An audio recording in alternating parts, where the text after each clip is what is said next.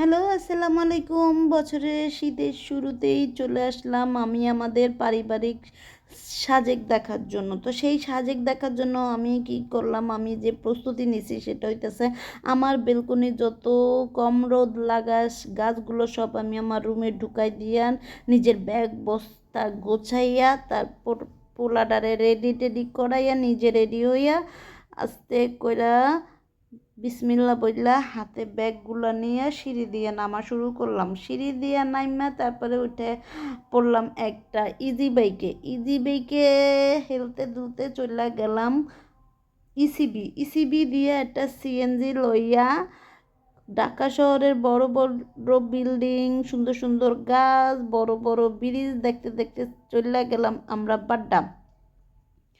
বাড্ডায় যাইয়া শুনি গাড়ি লেট।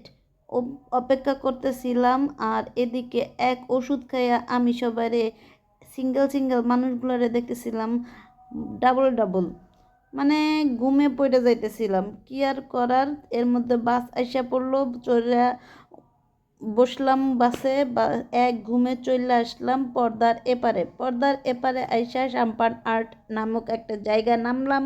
সেখানে ফ্রেশ হইয়া হাতে একটা কফি এবং একটা রুটি লইয়া পোলার লগে গল্প করতেছিলাম। এর মধ্যে ভাইয়া আসলো, সাথে ভাইয়ারেও ক্যামেরার মধ্যে বন্দি করলাম।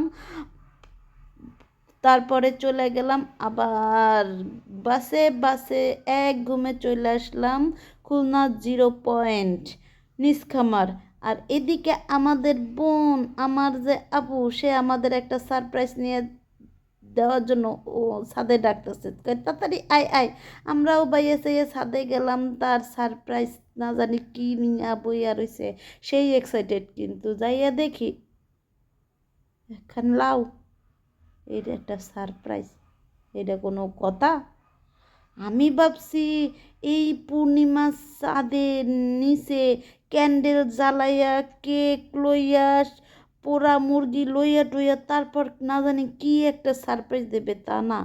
এই আমরার সাথে একখান লাউ লইয়া আমাকে সারপ্রাইজ দিতে চলেছে এই পূর্ণিমা চাঁদের সাথে। এটা কোনো কথা?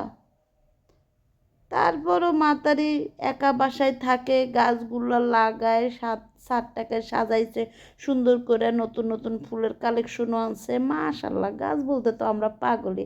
তারপরে খাইয়া দাইয়া দিলাম একটা ঘুম থেকে উইঠা চলে গেলাম আবার ছাদে, এই যে আমাদের পারিবারিক সাজেক দেখার জন্য। দেখেন সবাই, মাশাল্লাহ, কি বলবো, আল্লাহর সৃষ্টি যে এত সুন্দর বলার ভাষা হারাই ফেলছি। কি যে সুন্দর, আপনারা এখানে না আসলে বুঝতে পারবেন না। তো এই পারিবারিক সাজেক দেখার জন্য চলে আসবেন খুলনা 0 পয়েন্ট নিসকামার। আল্লাহ হাফেজ।